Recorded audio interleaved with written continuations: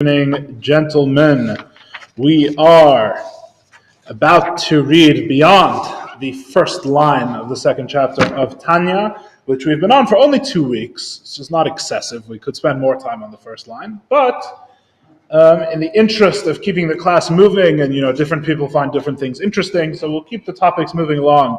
2 weeks ago, we read the first line of the second chapter of Tanya, which says the radical, foundational, bold statement, which is not actually original to the Alter Rebbe, but is found in earlier Kabbalistic and Torah sources, which says that the Nefesh Hashenis B'Yisrael, the second soul in Israel, not the biological vitality which vivifies the blood, gives us all our natural qualities, which derives from Klipas Nega, the translucent shell. All of this should ring something like a bell to regulars in the class. Not that soul, but the other soul, the second one, is a piece of God above, literally. The second soul that you possess, the soul within you, the people that I am talking to right now, the second soul of the Jew, is a chelek eleka mimal mamish, a piece of God above, literally. And if the first soul, if the animal soul, the natural soul, is the statement, I am, and that is the spiritual core of the animal soul, then the spiritual core of the godly soul is God saying, I am. It's also I am, but it's not the I am of the finite self. It's the I am of God, the I am, God's declaration of his own existence, his expression, his full expression of his own being, right? Or to put it even simpler, a piece of him, a piece of what he is literally the inner vitality of the Jew as their second soul.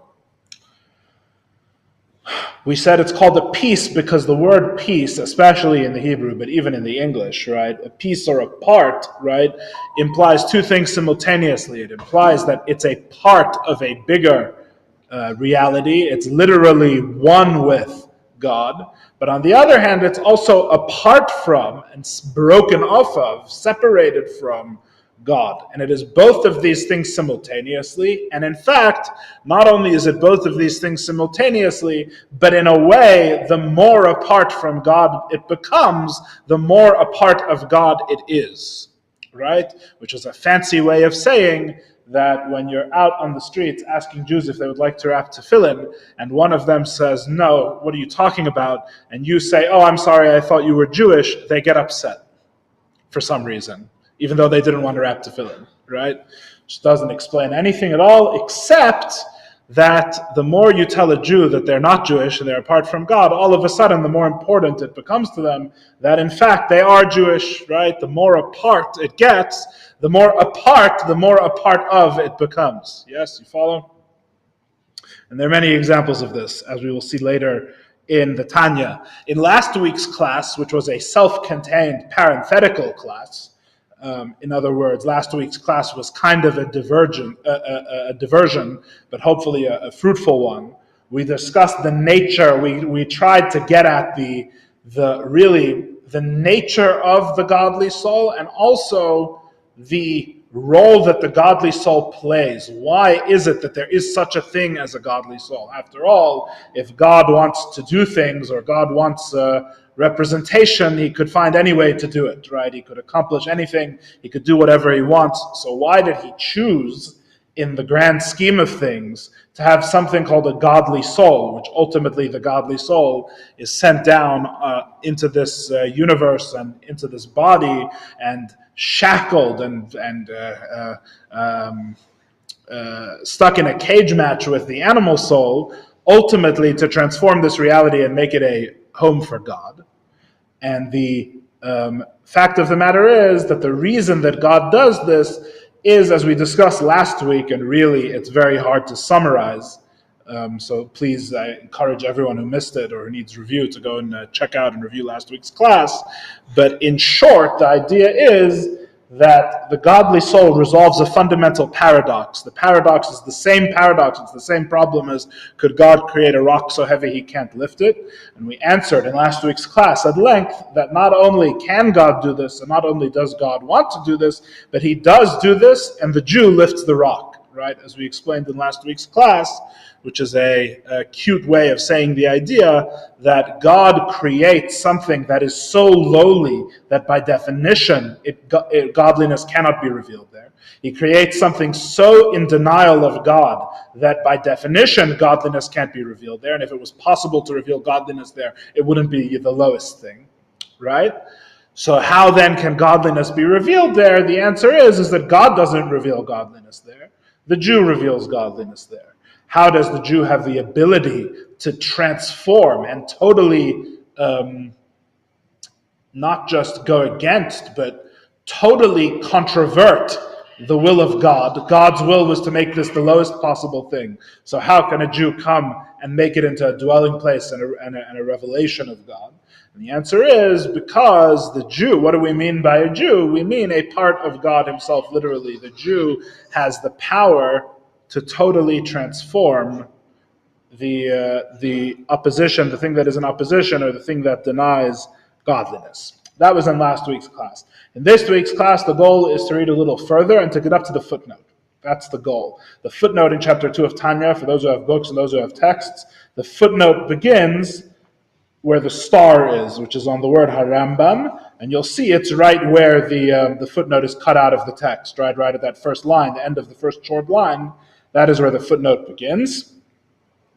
The goal is to get more or less up to the footnote, because the footnote, depending on where we choose to place it, we might not do the footnote next week, but wherever we put it, it might need a class or two of its own, and it's a lot of fun.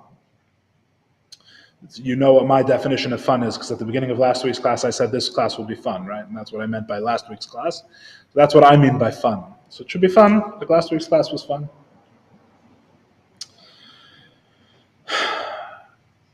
Between the first line and the footnote, the Alter Rebbe gives 3 mashalim. We are going to read 3 metaphors, or 3 parables. It all depends how you want to translate the word mashal, which, by the way, is the same word that is the title of the book that King James calls Proverbs, right? But I think the correct common translation into English is not a proverb, which implies like I guess something like a pithy fable, right? But a mashal really means broadly analogy or metaphor or perhaps parable in the direct translation, in its common usage in Rabbinic Hebrew anyway. Let's fully disclaim myself. We're going to learn 3 metaphors or parables for the way that the way the godly soul comes from godliness, right? In the process of learning these metaphors, we'll see the source for this idea, of course, in Torah, and where we get this idea from, that the soul is a piece of God, right? And its earliest roots in the written and oral Torah.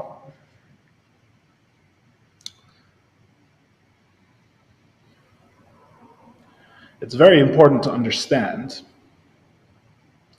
as we learn more and more Tanya, we'll see more and more metaphors. It's important to understand that in the view of Chassidus, well, actually, let me take 2 steps back before I make that statement. There's many different ways you can look at, understand literality versus metaphor, right? There's such a thing called the literal meaning, and then there's such a thing called the metaphorical meaning, the symbolic meaning, although I don't think Chassidus is very into the idea even of symbolic meaning for reasons that hopefully will become clear shortly.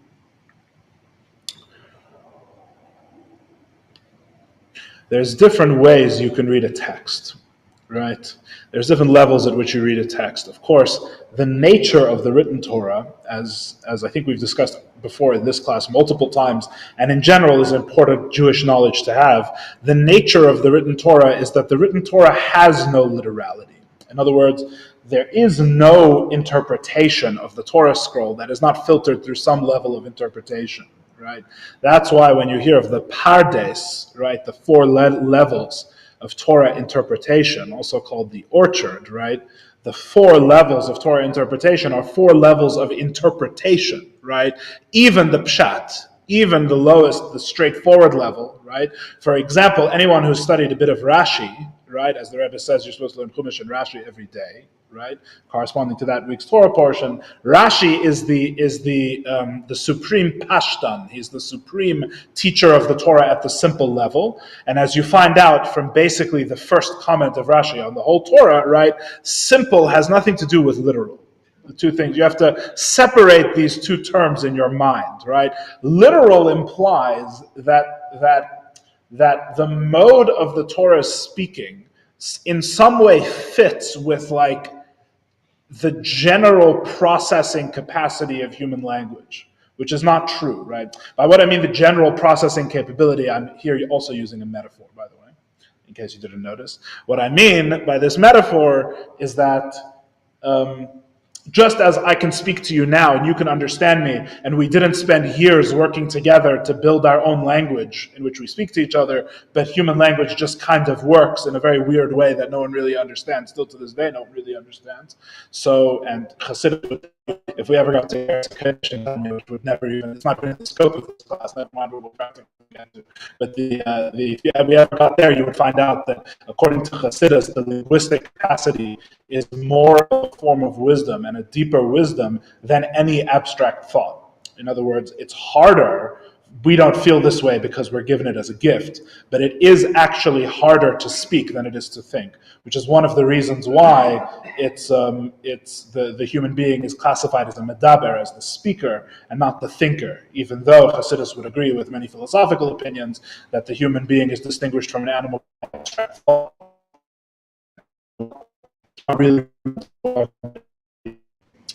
So there's many different levels of literality and metaphor. I'm saying this all so that when we go forward and learn the metaphors in chapter 2 of Tanya and the many other metaphors we're going to discuss as we go forward, right, we have a sense of what Chassidus means when it gives you a metaphor, right? So you can't read the Chumash at the literal level. The general human language that we use to communicate is not built.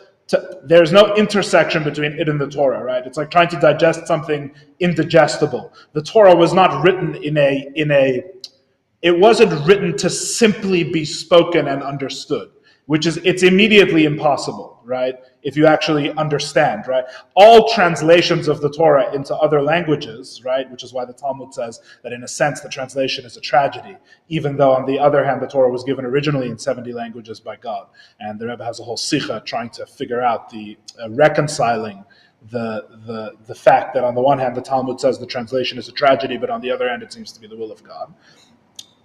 The Torah can't really be translated. There's no such thing as a translation of the Torah. I'll give you a good example. It's a good example, the first word of the Torah, right? Bereshis bara Elokim, right? On which Rashi has several long comments, right? As does every other commentator. If you just take the commentary on the first verse of the Torah, it's a book of hundreds and hundreds of pages just from the major commentators, yes?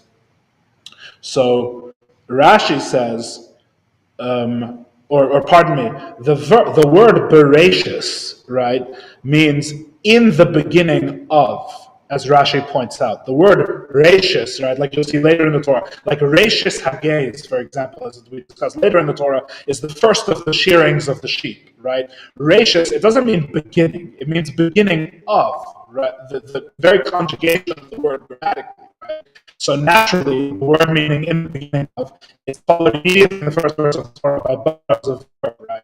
So in the beginning of, he created in past tense. I'm trying to translate the first verse of the Torah literally. Right? So in the beginning of, he created in past tense. It's not the words don't even make sense, right?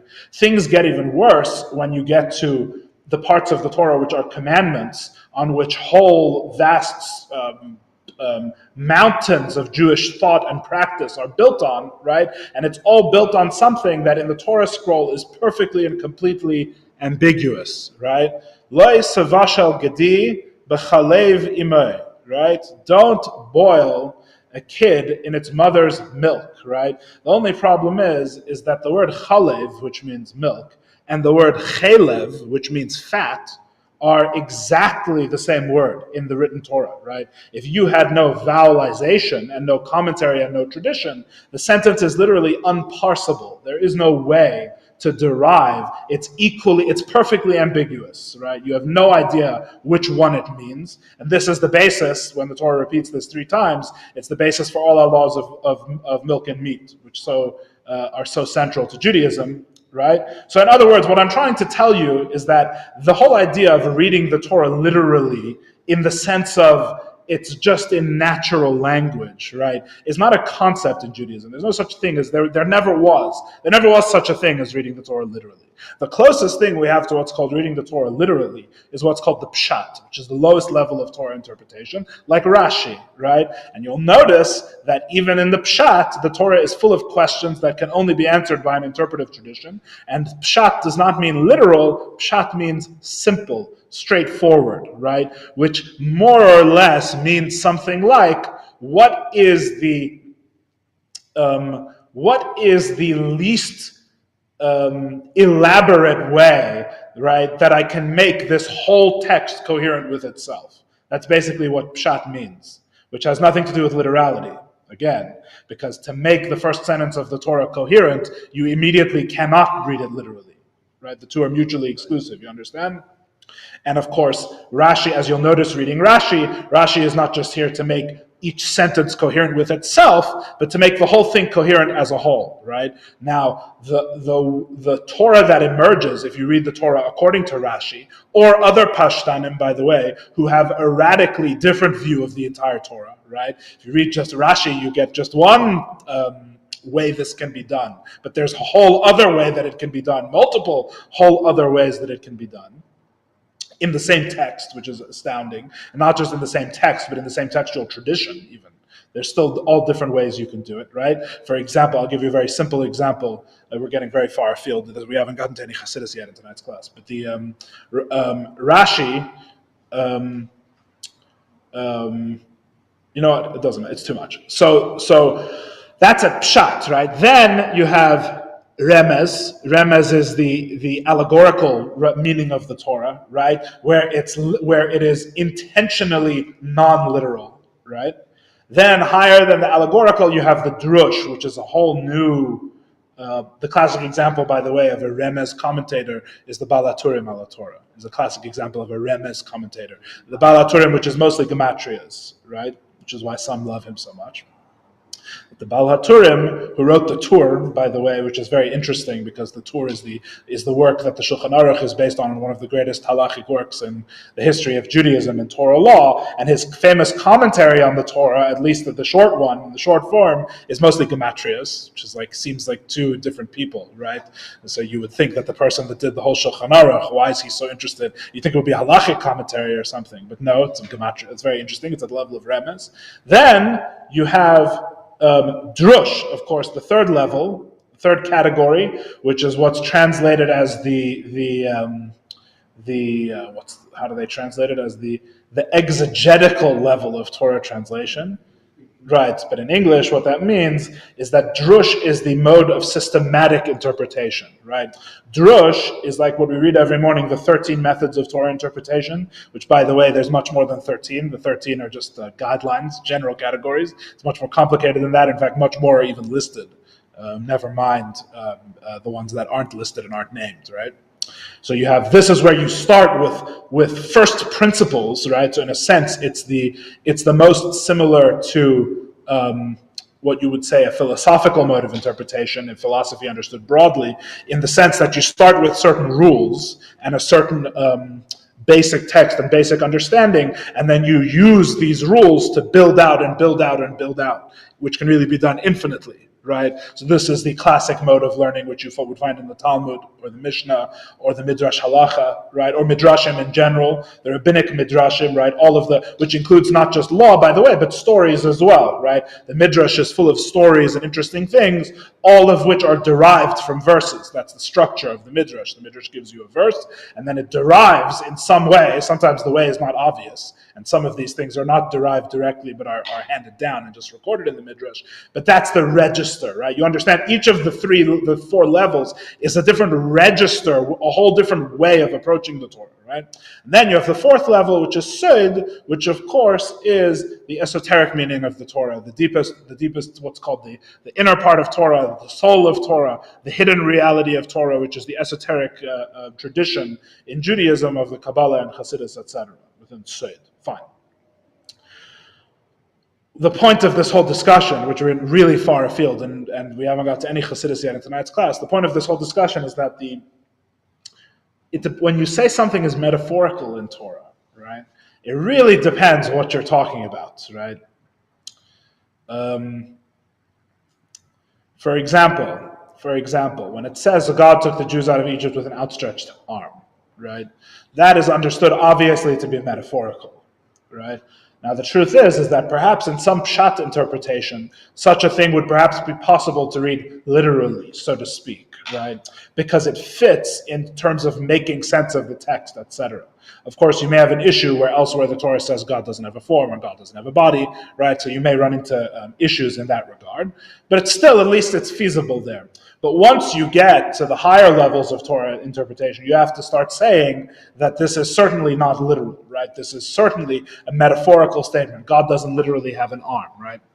When Chassidus says a metaphor in Sod, when you're reading Sod, the esoteric level of the Torah, part of the way this level of the Torah works, and this is true for Tanya as well, part of the way this level of the Torah works is that because it's a part of the Torah that sees things, what's the word? It sees things bilaterally. It's a part of the Torah which doesn't just take assumed human understandings of things, but very much goes into the divine perspective on things, quite literally, right? Not just the divine perspective because it's part of Torah, but it literally says, this is how God creates the thing. This is where the thing comes from. This is the spiritual root of the thing, the spiritual form of the thing, right? So given that the part of Torah, which is Sod, which is the esoteric part, views things from both directions, therefore, it is able to do something with metaphor that the other parts of Torah in their approach are limited to not do. And what it does with metaphor is that it says that all of the metaphors are absolutely true and their physical constituents derive from the deeper spiritual truth. All of the metaphors are true, and the physical thing that the metaphor is using derives from the spiritual truth that it is ultimately a metaphor for, right? So for example, when it says God takes the people out of Egypt with an outstretched arm, the Sod part of Torah's approach to this statement is to say that is a literal truth. God has an outstretched arm and takes the people out of Egypt. Now, of course, we know in the Torah of Sod that God has no body. So what do you mean it's literally true that God has an outstretched arm? So there is something in the divine, within the realm of godliness, which is an outstretched arm, right? And what you think is an outstretched arm, that is a physical limb that is extended, is a metaphor, a real metaphor. In other words, it derives from and instantiates that higher reality.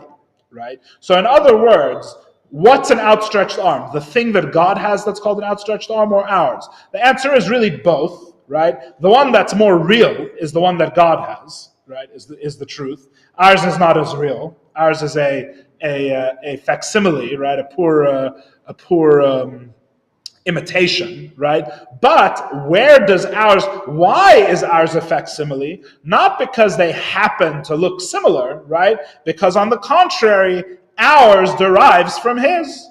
Why do we have an outstretched arm? Because God has an outstretched arm, right? All of our realities are metaphorical, right? Whereas the Torah speaks literally about spiritual realities, or in the words of to put it more succinctly, the Torah is medaberes be'elyonu meremezes b'tachtenu.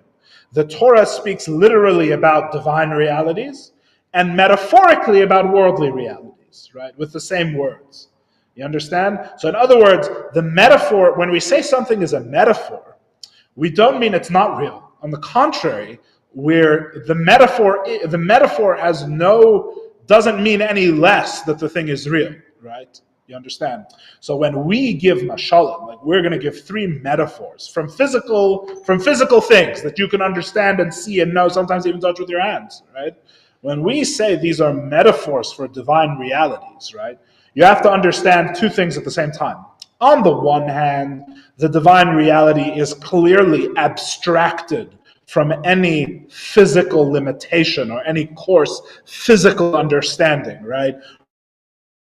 We used to say about the metaphor of the common metaphor in Chassidus of Eris Bekelim, lights in vessels, right? That if you went to the world of Atzilus, you would not see lamps and pots, right?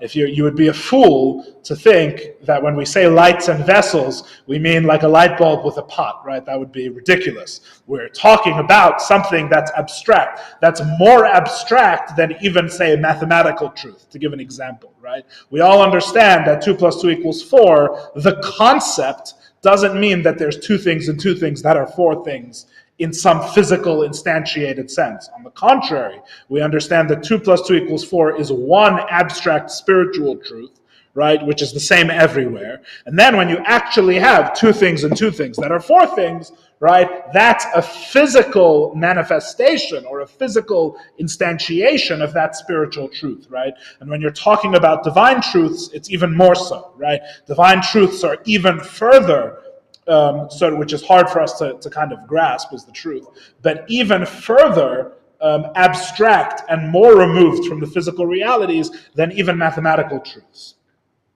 That's on the one hand. So on the one hand, all of these metaphors have to be eventually thrown away. Metaphor is no good. Metaphor can be misleading, right? If you take the metaphor to literally, terrible, terrible things happen, right? On the other hand, the reason this is the metaphor in the Seid part of Torah, if it truly comes from this part of Torah, the reason it's the metaphor is because it is literally, in the divine act of creation, an embodiment of the thing that it represents. Yes? So in other words, on the one hand, the metaphor is nothing like the thing, the analogy is nothing like the analog, the symbol is nothing like the symbolized, totally unrelated. But on the other hand, on the contrary, the reason the symbol symbolizes this thing in the Seid of Torah, in the esoteric parts of Torah, is because, on the contrary, one ultimately derives from the other, right? Or in the words of the Alter Rebbe say in the Maimer Pasach Eliyahu in Torah foundational Maimer of the Alter Rebbe, the author of the Tanya, elsewhere, the Alter Rebbe says that the sweetness of the apple ultimately derives from Chesed of Atzilus, right? From the divine kindness in the world of emanation. The sweetness of the apple ultimately derives from. What he also says is that you would be a fool if you think you would recognize kindness of God in the world of Atzilus from the sweetness of the apple, right? If you went to Atzilus, you would not know, oh, this is kindness, because it reminds me of the sweetness of the apple. There is no connection like that, right? The connection is very, very, very, very removed, right? But nevertheless, where does this reality derive from? In truth, right?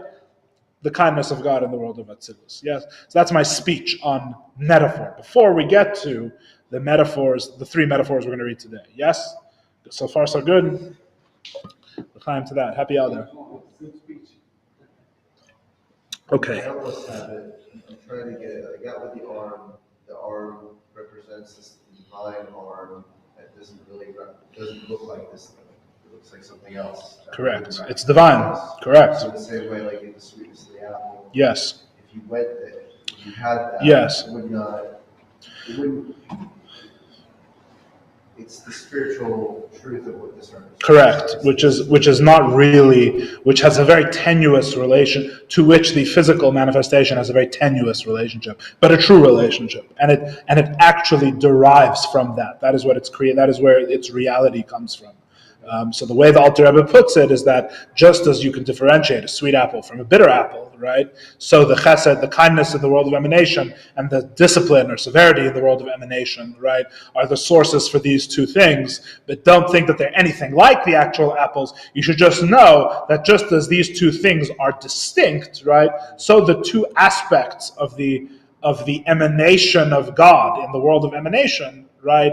These two aspects are distinct in the same way, at an infinite remove, right? Which is something that the Alter Rebbe says all the time. The Rebbe says all the time.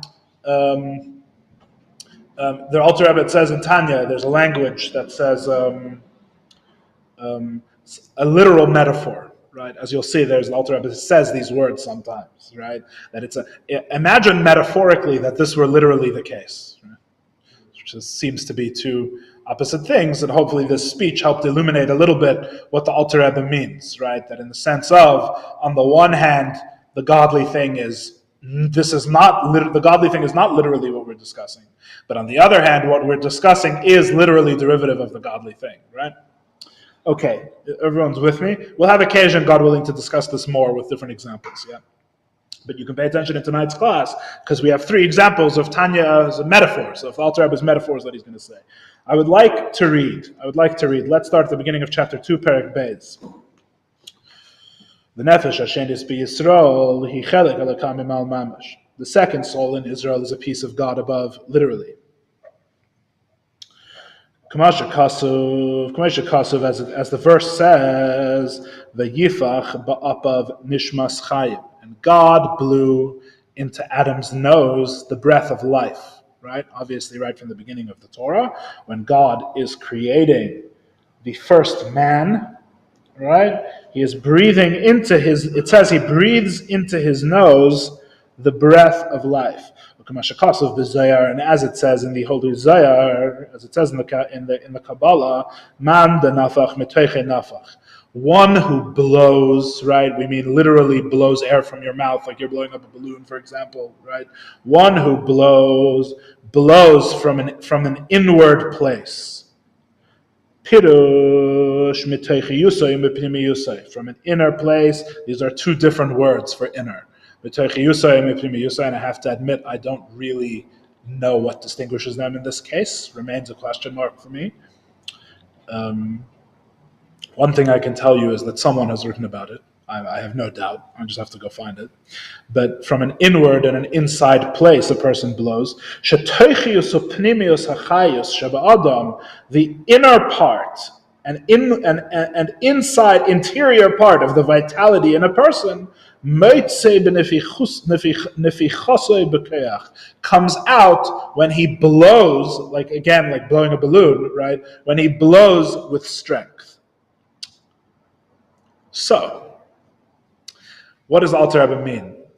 The Alter Rebbe is giving a metaphor, right? He's not giving his metaphor. The Alter Rebbe is calling our attention to a metaphor that's in the text of the Torah itself, right? The Torah says that when God gives Adam his soul, interestingly, in the 2nd chapter of Bereshis, because there's a very famous, as many people know, there's a very famous example of repetition in the Torah, where it talks about the creation of Adam twice, right? Which is, for example, the basis in modern times of the very famous book by Rav Soloveitchik called The Lonely Man of Faith, which people may have heard of or read, which is highly recommended, right? About the distinction between the 2 times the Torah talks about the creation of man, which fits more or less perfectly with Chassidus, by the way. There's a lot to discuss there. But it says in the 2nd chapter of Bereshis, the 2nd chapter of Genesis, that God blows into Adam the breath of life, right? This language is unique in the story of creation, right? In creation in general, there are 3 verbs that the Torah gives, 2 of which we discussed in this class previously last year at great length, right? There's 3 verbs that the Torah right at the beginning describes to God when God is creating, right? The first verb is that 2nd word of the Torah that we already mentioned in tonight's class, which is bara, he created in the past tense, right? This verb has the distinction of not being a metaphor at all, right? In fact, it has no content except to imply that something is created. Right, you understand? Bara just means creates. It doesn't tell you how. There's no how to bara, right? It just means he creates. Create is not even the right word for that. Well, no, this is actually creating yesh ma'ayin. This is actually create, right? Create is not yesh ma'ayin. Why? How do you say, what is the other word that you want to create? Well, the other words we're going to discuss are more precise, are metaphorical languages, right? So in other words, we're going to talk about like God said, let there be light, for example, which describes the process of creation, right? But in the Torah, you would say oseh, right, is bria yesh miyesh, or yotzer, right, is yesh miyesh. What we call create is not ex nihilo, but by God, it's really something from nothing, which is what the verb, famously according to the Ramban, implies. I don't know what the Ramban's source of it is. It's a whole matter of controversy, which I don't fully understand, but this is a very ancient tradition, apparently. I don't know where exactly that tradition originally comes from, but that's none of our concern tonight. That's another thing I don't really fully understand. So, bara, right, the word he created, implicitly something from nothing in the ancient tradition of the Jews, right, has no metaphorical content. It just means created. Something, it means basically that something was produced as a result. If you ask how, the answer is, don't look in the word bara. The word bara does not explain how. There's no how in bara. It's just telling you what happened. He created something, right? And as we explained last year in this class, this describes God's act of creating something from nothing, right? Which is why there's no how, because that's what something from nothing means, is that there's no how. There's no something simply comes forth. And we discussed that at length. And philosophically, last year, anyone who's interested can go check out the classes last year. I think they're titled appropriately, so you should be able to find it pretty easily on Tanu Rabbanan, the Chanukah Maimer that we learned for the whole year. Then the Torah says, a couple of verses later, it says, and God said, let there be light. And there was light. This, interestingly, as we discussed at length again last year, seems to ascribe a process to the creation. It's not just first there wasn't something, then there was, right? There's some kind of process. And the process is through God speaking. And as we discussed in the class last year, God speaking is a whole metaphor. There's a reason why the Torah uses this. It could have said anything, right? It could have said God threw rocks, which is an example in the Midrash, a fascinating example in the Midrash, that God threw rocks to create, right? It could have said God struck a match and the universe came out of the fire. It could have said anything. It could have said anything you wanted. And in fact, if you go and study, which I don't recommend necessarily for everyone, but if you go and study like comparative anthropology, you'll find out that all different people have all different stories of how their gods created, with all different sorts of actions, right? In the Torah says God spoke, yes? The Holy Torah, Lahavdil, says that God spoke. Then everything is spoken, right? If you continue in that story, we start with light, and we get up to all of the creations. You have the fish and the birds, right? And the trees and the plants, right? Everything is spoken, let there be, God says, and it was, right? Which this corresponds to the other dynamic in creation, not creation something from nothing, as we discussed in the class last year, right? But giving each thing its spiritual quality, which is not something from nothing, but rather ila va'olo, right? The close cause and effect, which is why you can say about a sweet apple that it derives from God's kindness in the world of emanation.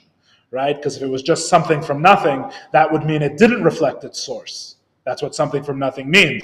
And the reason it reflects its source is because there is an aspect of everything which is created not something from nothing. All of which we discussed last year and won't be getting more into tonight, some other time, God willing. Then all of a sudden you get to the creation of man and it says something else, right? First of all, it's very interesting because it says God gathers man from the dust. The body is made from the dust, which we're not even discussing tonight, but that's also interesting because everything else's body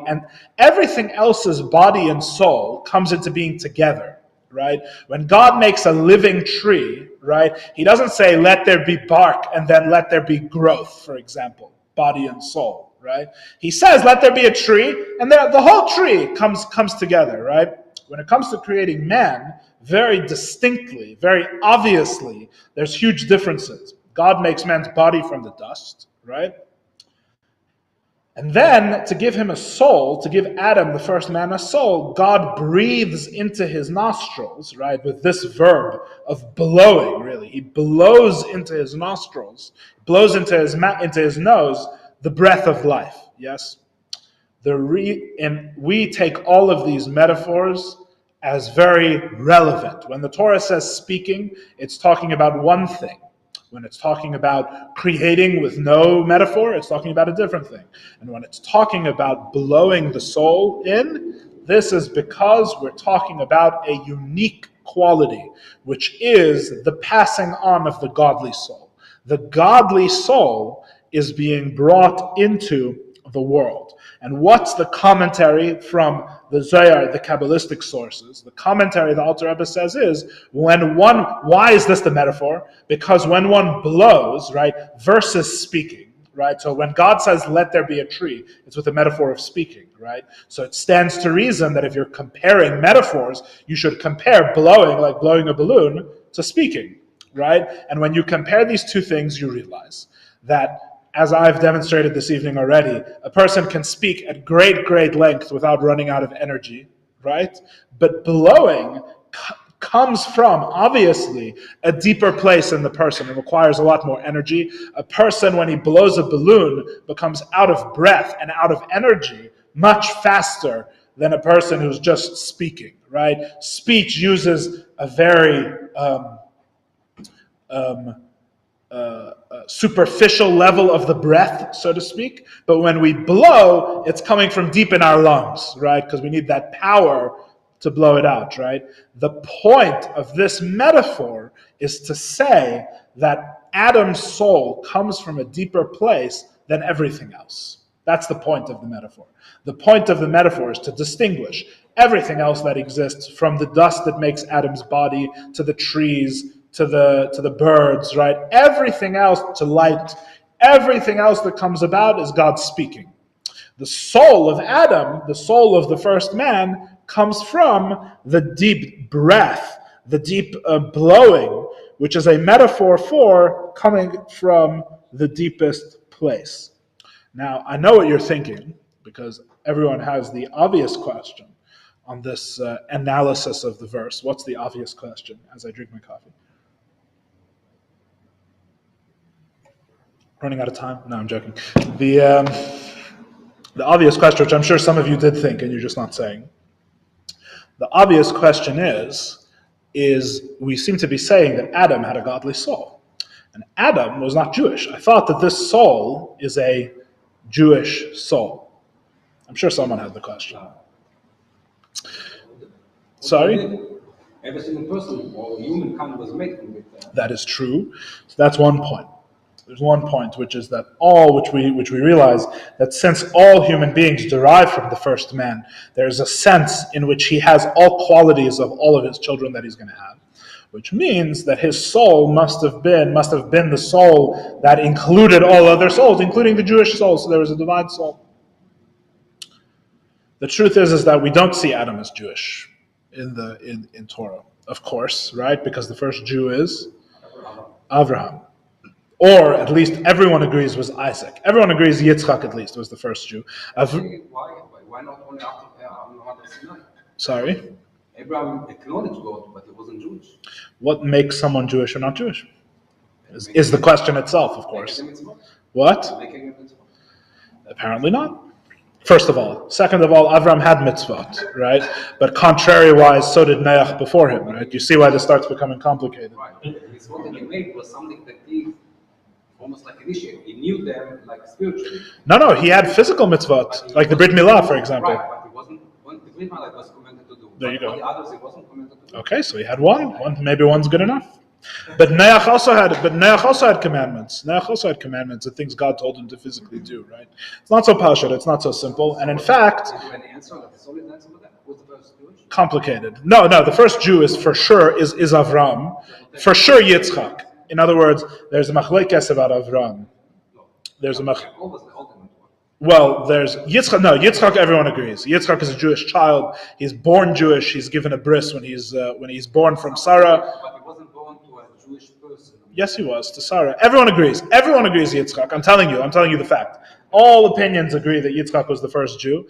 Avram, there's machlokes. Avram, it's debatable whether Abraham was really a Jew. Although the maskana, we say the tradition, as any child in Hebrew school knows, which is the best test for things that are true. And don't think I'm joking. I'm not joking at all. The best test for whether things are true is every child in Hebrew school knows that Avram was the first Jew. Yeah, there's a famous Torah that I heard in yeshiva. We don't have time, but it's so beautiful that I'll share it with you anyway, which is that there's a famous joke. It starts with it. You could start it with a joke. The famous joke is how did you know that Avraham wore tzitzis, right? How do you know Avraham wore strings, right? So the answer is because it says Avraham was halich v'nasoya hanegba. He went back and forth in the desert, and you think Avraham would walk around without tzitzis on? That's the joke, right? But on a more profound level, one thing I heard in yeshiva, never forgot it, is this: how do you know Avraham Avinu wore tzitzis, right? Because, and only in Judaism could you have a line of reasoning like this. It's not. This is unique. You'll see why. Avraham kept all of the mitzvahs before the Torah was given, right? And he knew the Torah before the Torah was given, according to the Torah, right? Whatever that means, which is itself quite a interesting topic. But the Talmud says Avraham knew the whole Torah and kept all the mitzvahs before the Torah was given, right? It's not really possible. It's impossible to logically understand, at least literally, right? Simply, I don't know. But literally, it's impossible to understand because how could Avraham keep Pesach, for example, which commemorates the exodus of his descendants centuries later from Egypt? Doesn't make sense, right? Yeah. It's not so hard to understand. It would only take 5 minutes to discuss it, but it's 5 minutes I don't have. So you have Avraham keeps the whole Torah and all the mitzvahs before the Torah is given. Yeah. So Avraham therefore knows that there's a machlokas over whether Avraham is Jewish or not. Right? Avraham knows because he knows the whole Torah. Right? So he knows that he's not Jewish or non-Jewish. He's in a state that in halacha is called a suffix, right? He's in an intermediate state. He's like, it's like ben hashmashos, right? As we say in Yiddish, nish hin, nish her, neither here nor there, right? We don't know. He knows that the way the Torah views him, right, is that we're not sure whether he's Jewish. There's a debate. He could be Jewish, could be not, right? This leads to some serious halachic issues because Avraham wants to keep the whole Torah, right? But non-Jews are not permitted to keep the whole Torah. For example, a non-Jew is not allowed to keep Shabbos, right? A non-Jew is forbidden. A non-Jew who wants to follow the Torah's directives will specifically not keep the laws of Shabbos. Because the laws of Shabbos is a covenant. It's one of the osos, right? It's one of the signs of a Jew. It's a distinctive, it's meant to be part of, it's not just a mitzvah, it's also distinctive national identity, right, to keep Shabbos, right? So it turns out that if you're not sure whether you're Jewish, right, but you want to keep the entire Torah, you have a problem.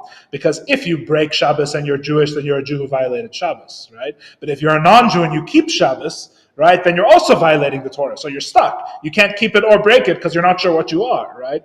So therefore, Abraham wore tzitzis. Because if a Jew wears tzitzis outside and carries on Shabbos tzitzis, right, the tzitzis are part of his Torah obligation to wear, and therefore are not a violation of Shabbos. You're allowed to wear tzitzis on Shabbos because the Torah tells you that it's just an extension of your garment. But if you're not Jewish and you're not commanded to wear strings as an attachment to your garment, then the strings become carrying and violate the Shabbos. So a way that Avraham could have both kept and violated Shabbos, depending on whatever he was, whether he was Jewish or not Jewish, right, would be by wearing tzitzis. And that's how you know that Avraham wore tzitzis. What? That's what I told you. This is a uniquely Jewish thing. You're not going to find something like this anywhere else in the world, I promise. Yeah. God chose him to be our father, doesn't make him the first Jew. That he's one of the others. I don't know. It's from the Machlekes. I'm pretty sure the Machlekes is in the Gemara. So the answer is, as every rabbi said since the beginning of time, I don't know. Go look at the Gemara. Okay. So Adam was not Jewish, though. That everyone agrees. Adam was not Jewish, right? Either Isaac was Jewish, Avraham was Jewish, Adam was not Jewish. However, the truth, so what is he doing with a godly soul? Now the truth is, of course, he has to in some way have the soul of all the Jews before him. But what the Torah implies is not just that he has this as a soul. This actually seems to imply that the soul that was blown into his nostrils by God, right, is the soul of is the godly soul. This because that's the metaphor, right? The metaphor is that just as when a person blows, it comes from a deep place within them, so the deepest and most godly thing within the creation, right, is the soul that was blown into Adam. But the truth is, incredibly, as I realized preparing the class this week, is that even though we've only learned a single chapter of Tanya and plus 3 lines, right, we already have the answer to this question. We already know the answer to this question. Because at the end of the previous chapter, when it described the Jewish animal soul coming from the tree of knowledge, right, what did we say? Pardon me, where we discussed the origin of the Jewish animal soul, what did we say? We said it's a result of eating from the tree of the knowledge of good and evil. The tree of the knowledge of good and evil transformed the entire reality into a reality of klipas nega, right? Or as we summarized it in our class, the eating from the tree is what created objective reality. Before eating from the tree, objective reality did not exist. There was only divine reality before eating from the tree. The eating from the tree is what created that neutrality where I could exist, God could exist, anything could exist, right? Therefore, it actually fits perfectly with what we're saying at the beginning of chapter 2 of Tanya. God blows the godly soul into the nostrils of Adam, right? Because that is the soul that he possesses. When do the other types of souls come into reality, including the soul that Adam would have if he wasn't Jewish and didn't have the godly soul from the eating of the tree? So it's not a contradiction, you understand. Right? In other words, the soul that Adam has breathed into him is not the same soul necessarily that he would have after eating from the tree. These are 2 different things, right? Okay. So in other words, the fact that Adam is not Jewish is neither here nor there, because really the question would even theoretically only be what was Adam before he ate from the tree, which is a very theoretical question, right? For bigger rabbis than me. So we already actually have the answer to this question. Every day we talk about this reality, which is another proof that it's not just about Adam, but it's about the Jewish soul. What's the proof? The proof is that it's in the Nusach HaTfilah. It's in the prayer liturgy that Jews say every day. Every day, Jews say 2 prayers to thank God for their soul. Yeah? 2 prayers. Which 2? And? Madani, very good. And? What was the question? Every day, a Jew says 2 prayers to thank God for his soul. It's also in the It is, very good. What? Elokai Neshama is what it's called. Elokai Neshama, Shenatata Bi Tahirahi. Right? You thank God for your soul twice. Why twice? 2 souls. Good guess. No, not the answer. Clever. 3 souls, right, exactly. Because there's 3 souls. That's more likely than because there's 2 souls. But no, that's not the answer. Why? This is a halachic question. Every day you say, right, there's no time for anything. There's no time for anything. I didn't have time for my whole class tonight. Every day you say Birchas Hanenin, right? What are Birchas Hanenin? You're thanking God for things that you enjoy or benefit from in His world, right? It famously says in Halacha, all the kids in Hebrew school know, which means it must be very important, that if you don't say thank you to God, it's like you stole it, right?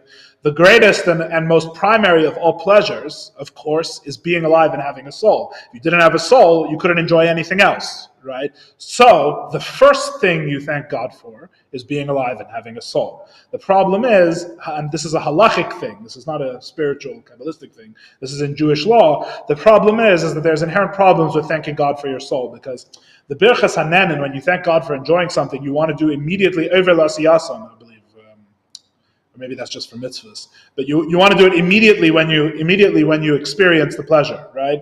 Immediately before, usually, like we bless on food, right? So you certainly can't thank God before you have a soul. That's impossible. But you could thank Him right after you have a soul, after your soul is returned to you from waking up, right? The moment you become conscious. So that's when we want to thank God for having a soul. The problem is that halachically, the moment you become conscious, your hands are dirty, you have the impurity of sleep, right?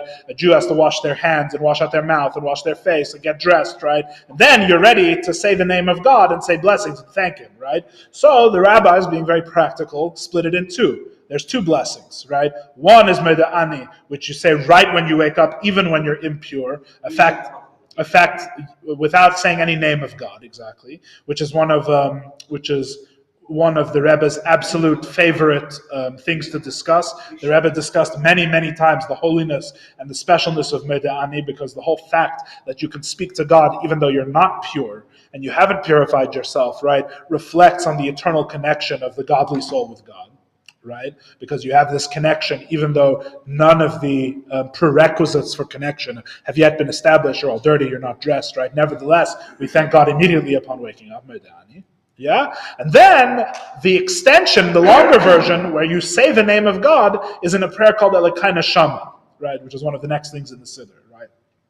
After you wash your hands and use the restroom, the next blessing is Elokai Neshama, right? Which is the same, thanking God for the same thing that Meda'ani is, but it's the longer version that you say when you're all dressed, right? So it's halachic concern that there's two. The reason there's two blessings is because the first blessing, the second blessing you don't say immediately, and the first blessing you don't say when you're prepared. So you have two. One you say immediately, and one when you're prepared.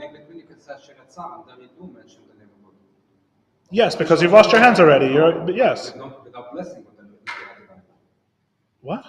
Because the blessing on the time you only do when you are fully dressed, just before the prayer. Once you wash your hands. But you wash twice. Once you get out of the bed without blessing. Not the washing your hands the first time. We're not getting into the whole Seder and what to do in the morning. That's a good discussion for a different time. Okay. So, in that blessing of Elokai Neshama, which is really the thing I was trying to talk about, in that blessing of Elokai Neshama, right, you say, Sher nefachta bi, right?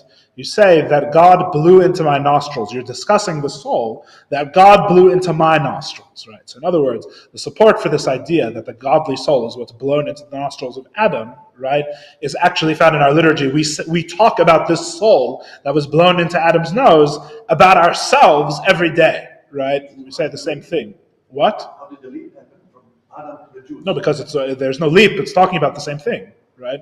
It's talking about the divine soul. That's what the word nefachta meant. That's what the word nefachta means. When it says God blows into him like a balloon, right? It means the transferring from the deep part of godliness, not just speech, right, into the human being, into Adam or into the Jew, etc. Right? So, no, the question is asked from Adam to become a Jew. Abraham chose God. Adam blew the neshama into Adam. Adam was not a Jew. So how come we realize now that he nafach only to the Jews? How did it come from Adam to all the generations? He didn't say that the half of the neshama was for everyone. Now, and that's why God chose him to be our father. I'm not sure I fully understand the question. Are you saying like genealogically? Yeah. If You're saying how did it skip generations? That's your question? No, the question is, it blew it into Adam. Adam wasn't a Jew. So everybody's supposed to have every human, every living thing. Because Adam then ate from the tree of the knowledge of good and evil, right? Which made a separation. And in fact, none of Adam's children had the divine soul. It only returns later, right, with Avraham. As we're going to read later in the chapter, the godly soul is literally an inheritance of Avraham, Yitzchak, and Yaakov in the manner of a divine reward, as we'll see. Right? In other words, it wasn't natural to Avraham as he was born, so to speak, right? It was natural to Adam before he ate from the tree, which really has nothing to do, in a profound sense, with the reality we know. It's talking about something else, but that's right? proof. Like a Jew that makes a sin, make him not Jewish, he's still Jewish. Adam, if he was made Jewish, he made a sin. Okay, he's a bad Jew. No one ever said Adam was made Jewish. This never took place. Even though he was made circumcised already. Okay. Question. Please. You said that the divine soul is gone after Adam eats the tree. Yeah. But how can a divine soul, how can divinity, like, you can't destroy, like, nothing just, you know what I mean? Like, No, not destroyed. Yeah, just so- not present. But it's there. What do you mean? Before he eats from the tree of good and evil. Sure. It's there and after. It's 100% divine. Yeah. Right? So then he eats from this tree. Yeah. How does that become something that's You have to think of it. You have to think of it as a total split in reality. The act of eating from the tree. It's not like you would do something wrong now, which is where this whole misconception comes from, right? As we touched on in the previous chapter, the whole idea of eating from the tree was a total transformation of reality. Before the eating from the tree, right, there are only two what would you call it? There's only two views on existence. There's God and there's the peace of God. Yeah, that's all there is, which are really one. So there's really only one view on reality. The eating from the tree creates a world that's called objective reality, separation from God, that things can have an I am, right? These concepts existed before in ways that we won't get into, but they weren't mixed in. They were kind of like locked into their own corner, right? They weren't part of everything, right? What happens from the eating of the tree is that everything becomes mixed together, basically. So there's no good in our reality without evil attached to it. There's no evil without good attached to it. Everything becomes a big mishmash, as I believe is the technical philosophical term. And when that big mishmash happens, right, this piece of God, which is a view on reality, right, becomes, it goes the same place that God's view of reality does, really, is the answer. Where does it go? Right? Where does God's view of reality go after the eating from the tree? So the answer is it goes nowhere, but it goes somewhere, right? It goes nowhere in the sense that God's view on reality never changes, obviously, right? God is constant. On the other hand, in some sense, the eating from the tree has created a reality which is alienated and divorced from the truth of its own being. Right? And in a similar way, this godly soul disappears, right? And then it is given back to as an act of what seems to be a reward for being who they were, of the forefathers of Abraham, Isaac, and Jacob, right? And how that could possibly be initiated, and etc. I don't really, in every detail, fully understand. Yeah, but it's put back into literally the family of Abraham, Isaac, and Jacob. Abraham, Isaac, and Jacob create some kind of vessel in their very family that can contain this thing that was originally blown into Adam as the breath of life. So does this picture answer some of the questions? I hope a little bit.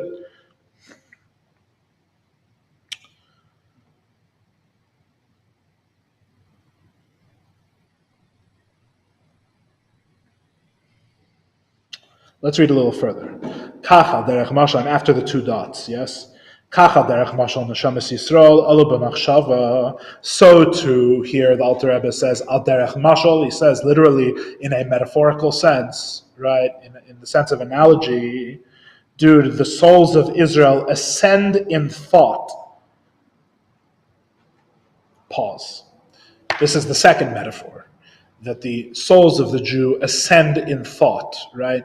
Now, this is a language from the Midrash. This terminology originally comes from the Midrash. When the Midrash says that the Jews ascend in thought, what it means is something like what we say, Soif Maisa b'machshava tchila, right?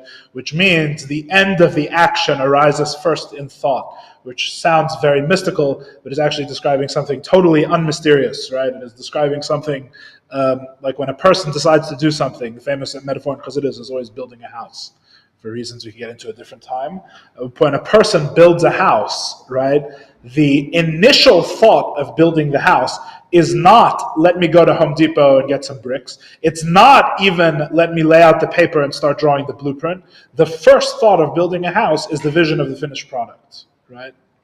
So too, because the entire reality is created to make a dwelling place for God, and because making a dwelling place for God would eventually become the particular mission of one people and one family, right? Therefore, the Jews, in a very primary sense, were in mind before God began creating the entire world, because the world is the lowest place, and as we said before, the Jews are the ones that are going to lift the rock, right? That's what the Midrash means. The Midrash means that the Jews came up in God's thought. It means, I want to make a dwelling place for me in the lowest world. What does that look like? So there's going to be godly souls that are in bodies, and they're going to do it. So I have this in mind. That's what the Midrash means, right? We are saying something at the level of Sod slightly differently. We're reading these words. We are saying that the soul derives from God's thought. The soul derives from God's thought, which this is the second metaphor. Right? The first metaphor was speaking versus blowing from a deep place, right? which indicates that the soul comes from a deeper place in godliness than the speech. Yes? The second metaphor is thought versus speech, right? Everything else is created by speaking. The godly soul is created by thinking, God thinking, so to speak, metaphorically, right? What's the difference between thought and speech? It's quite obvious, right? Speech is externalized, right? Speech is for making a reality apart, right? Something separate from godliness, a new reality, right? Whereas thought is internal. Thought is to oneself. So in other words, the whole idea of the godly soul coming from thought is that there will be something in the creation that's not going to be an external part of the creation, but rather godliness as manifest within the creation. Right? It's going to be maintain that identity and that closeness with God. It's not going to become alienated and distant from God in the same way. Yes. So everything else is created with speech, but this is created with thought. The second metaphor. Yes? Fairly straightforward, I think.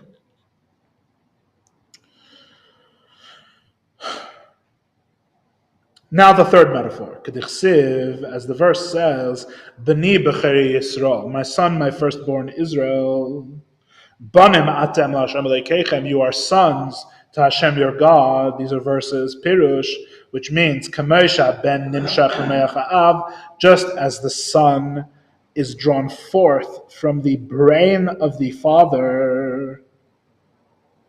Kach kavyachol nishmas kol ish Yisrael nimshcha memachshavta v'chachmas yisbarich. So too is the soul of each and every Jew drawn forth from the divine thought and the divine wisdom. The third metaphor is the metaphor of a son, which we already mentioned in last week's class and 2 weeks ago, right? And we kept saying the Alter Rebbe is going to use this metaphor, right? That the godly soul to God is like the son to the father, which this is really going to be the rest of the chapter. The rest of the chapter is going to be explaining what we mean that the Jew the godly soul derives from God, right? And derives from God like a son derives from the father. And we immediately explain this metaphor as the soul comes from God's thought and chachma. So really it's thought and wisdom. So it's connected to the previous metaphor, right? The previous metaphor said the soul comes from God's thought. Now we're saying, what does it mean to come from thought in this way? It's really the same way that a son comes from his father, right? What's the metaphor? Very briefly, because we're way over time. We started late, but even corresponding to the time we started, we're running late. What do we mean by the son comes from the brain of the father, right? Some people like to say that the Alter Rebbe knew nothing about physiology at all and was very confused. This is not the accurate translation of the words. In fact, we know this is not the accurate translation of the words because, the accurate interpretation of the words, I should say. We know that the Alter Rebbe was not ignorant of physiology, number one. And number two, the Alter Rebbe explicitly says in Maimarim, in Torah that this is not describing something physical. Right? So we're going to use this metaphor. We'll discuss this more next week, God willing. But we're going to use this metaphor of the son comes from the brain of the father, right?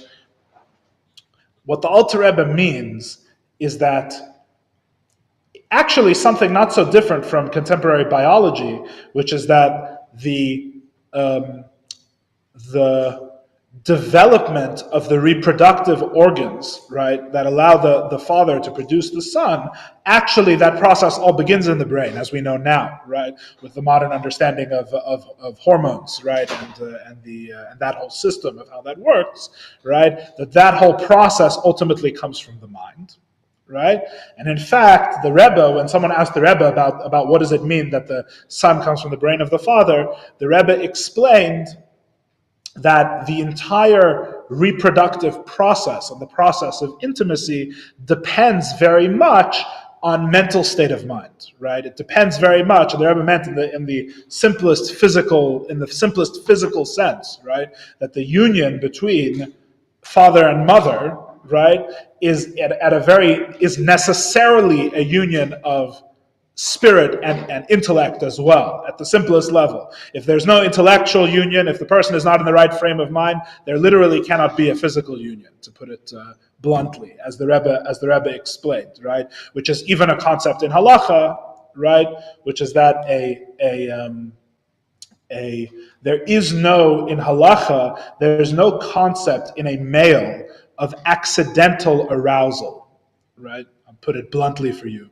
Halachically, if a male is aroused, all arousal is bedas, as it says in halacha, right? If a male doesn't want to be in that state, they won't be. So every time they're in that state, it's because at some level they want to be. This is the view of Jewish law, right?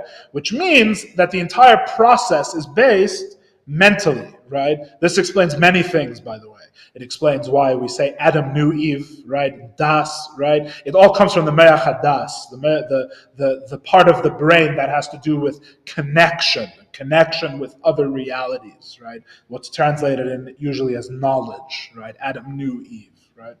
So the whole process of creating a child, of siring a son, is fundamentally from the me'ach, is fundamentally from the brain. It comes intellectually, it comes from the brain hormonally, right? The whole process begins, as the Alter Rebbe would tell you, in the brain.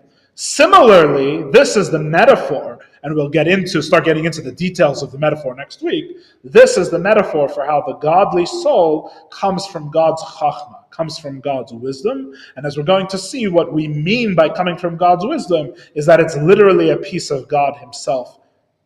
In the deepest sense, just as in the deepest sense, the son doesn't come from the brain of the father, but actually comes from the deepest soul and the very essence of the father, as we'll explain more, God willing, next week. That's what we have this little paragraph.